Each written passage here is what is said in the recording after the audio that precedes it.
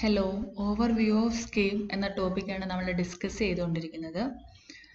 Scheme ലാംഗ്വേജിനെ കുറിച്ച് കുറച്ച് കാര്യങ്ങളൊക്കെ നമ്മൾ പറഞ്ഞിരുന്നു. ഇനി ബാക്കി കുറേ പോയിന്റ്സ് കൂടെ ഉണ്ട്, അതുകൊണ്ട് നമുക്ക് കവർ ചെയ്യാം. സ്കീമിൽ അരിത്തമെറ്റിക് ഓപ്പറേഷൻസിന് വേണ്ടി സാധാരണ ഉപയോഗിക്കാറുള്ള അതേ ഓപ്പറേറ്റേഴ്സ് തന്നെയാണ് നമ്മൾ ഇവിടെ ഉപയോഗിക്കുന്നത്. Plus, minus, star, slash for division. ഇപ്പോൾ നമ്മൾ സ്കീമിൽ ഒരു സ്റ്റാർ മാത്രമാണ് ഓപ്പറേറ്ററായിട്ട് കൊടുക്കുകയാണെന്നുണ്ടെങ്കിൽ, ഓപ്പറാൻസ് ഒന്നും കൊടുത്തില്ല എന്നുണ്ടെങ്കിൽ റിട്ടേൺ ചെയ്യുന്നത് 1 ആയിരിക്കും.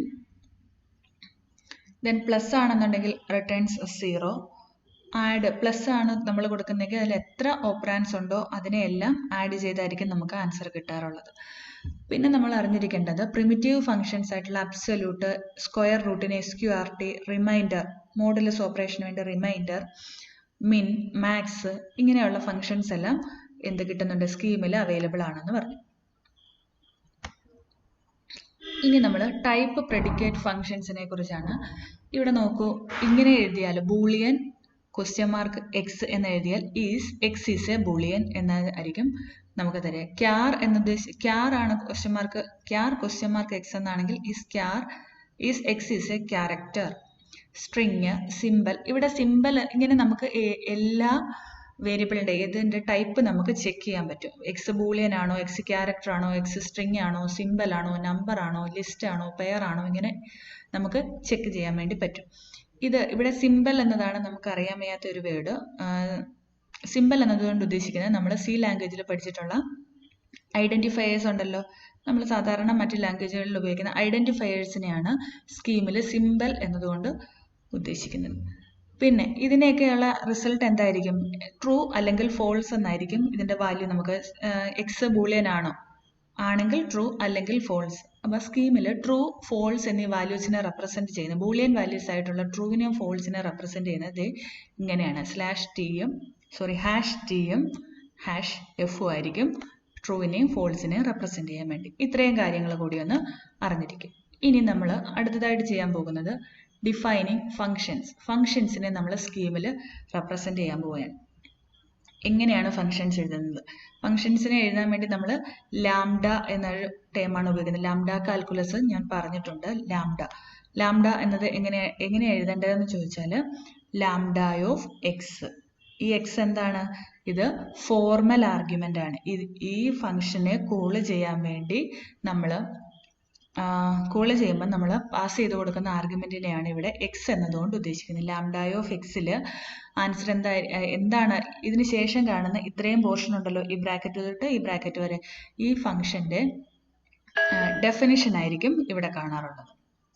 ഒന്നുകൂടെ പറയാം, ലാംഡ ഓഫ് എക്സ് എന്ന് പറയുന്നത് എന്താണ്? ഇവിടെ എക്സ് എന്ന് ഉദ്ദേശിക്കുന്നത് ആർഗ്യുമെന്റ്, ഫോർമൽ ആർഗ്യുമെന്റും ഇത്രയും പോർഷൻ എന്ന് പറയുന്നത് അതിന്റെ ഡെഫിനിഷനും ആയിരിക്കും, ഫംഗ്ഷൻ ഡെഫിനിഷനും ആയിരിക്കും. പക്ഷേ ഇവിടെ എന്താണ്, ഈ ഫംഗ്ഷൻ ഒരു പേരില്ല. സ്കീമിൽ ലാംഡ നമുക്ക് എന്താണ് പ്രൊവൈഡ് ചെയ്യുന്നത്? സ്കീമിൽ നെയിംലെസ് ഫംഗ്ഷൻസിനെയാണ് പ്രൊവൈഡ് ചെയ്യുന്നത്. നമുക്കൊരു എക്സാമ്പിൾ എഴുതി നോക്കാം. ഞാൻ പറഞ്ഞു, നമ്മൾ അവിടെ തന്നെ എഴുതിയ ലാംഡ ബ്രാക്കറ്റിൽ എക്സ് കൊടുക്കുക. എൻ്റെ പാരാമീറ്ററിന്റെ പേര് എന്താണ്? എക്സ് എന്നാണ്. അത് ഇപ്പോഴും സ്റ്റാർ എക്സ് ഇങ്ങനെ ഞാനൊന്ന് എഴുതിയിട്ട് എക്സിക്യൂട്ട് ചെയ്ത് നോക്കുക. എനിക്ക് ഔട്ട്പുട്ട് പ്രത്യേകിച്ച് ഒന്നും വരത്തില്ല, കാരണം ഇവിടെ ഔട്ട്പുട്ട് വരാൻ ഞാനൊന്നും എഴുതി കൊടുത്തിട്ടില്ല.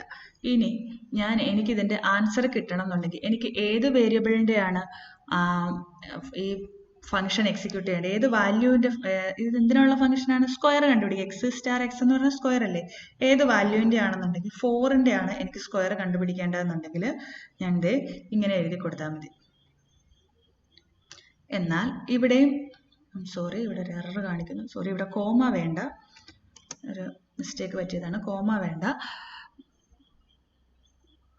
ഇവിടെയും നമുക്ക് ആൻസർ ഡിസ്പ്ലേ ചെയ്ത് കാണിക്കത്തില്ല, പക്ഷെ വർക്ക് ചെയ്യുന്നുണ്ട് എന്ന് മനസ്സിലായി. എറർ ഉണ്ടായിരുന്നെങ്കിൽ ഈ വലതുവശത്ത് എഴുതി കാണിച്ചേനെ. ഡിസ്പ്ലേ ചെയ്യണം എന്നുണ്ടെങ്കിൽ നമ്മൾ ഡിസ്പ്ലേ എന്നൊരു വേർഡ് കൂടെ ഇതിന്റെ കൂടെ ഉപയോഗിക്കണം, എന്നാൽ മാത്രമേ ഡിസ്പ്ലേ ആവത്തുള്ളൂ. ഞാനിവിടെ ഒരു ബ്രാക്കറ്റ് ഓപ്പൺ ചെയ്യുന്നതനുസരിച്ച് കൃത്യമായിട്ട് ബ്രാക്കറ്റ്സ് ക്ലോസ് ചെയ്തിരിക്കണം.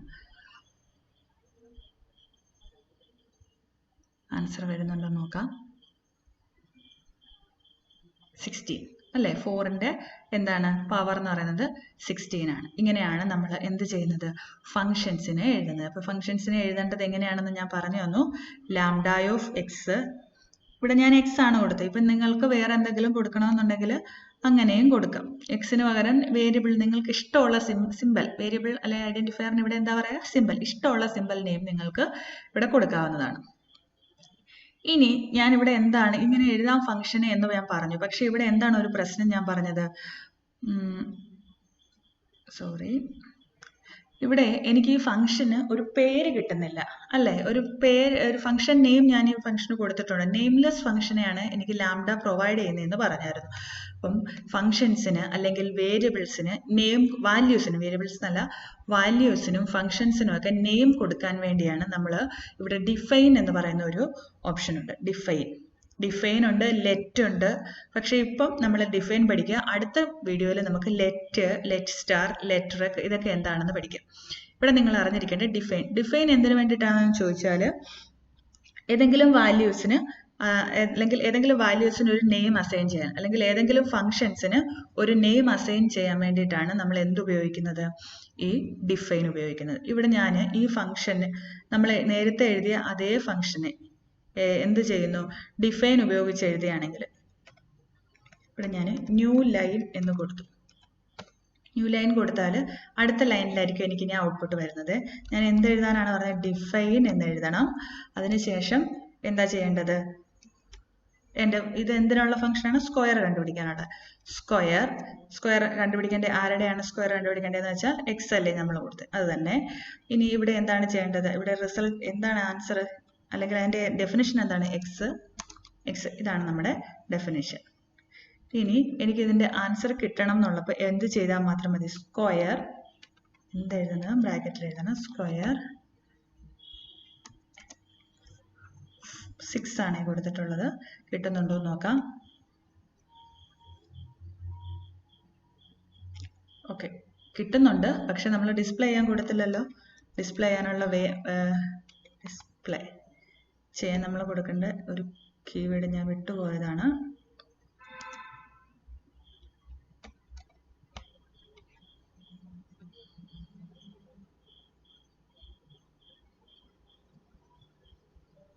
കിട്ടുന്നുണ്ടോ? ഈ സെയിം ഫംഗ്ഷനെ തന്നെ ഞാൻ എന്ത് ചെയ്തു?